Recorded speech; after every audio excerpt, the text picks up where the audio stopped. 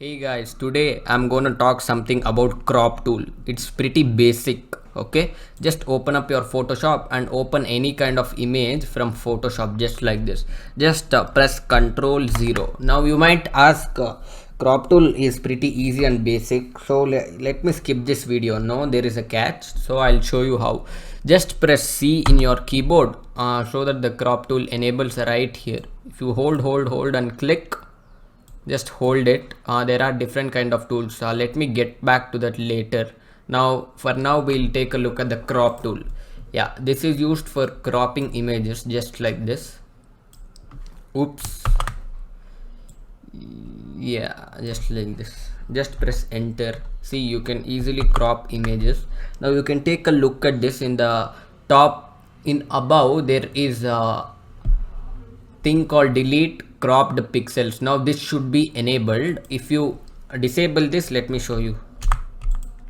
If you disable that, your pixels will not be deleted. See, you can just move the photo in this manner. You can adjust the photo.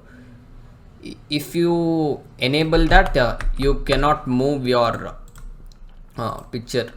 Let me get back. Ctrl Z to get back. See, it'll be deleted forever.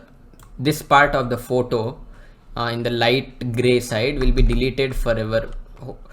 Press V to get back to your move tool. See, you can't move that. This is what crop tool does. If you hold shift and do that, you can select a part of it. And you can just edit it in this manner.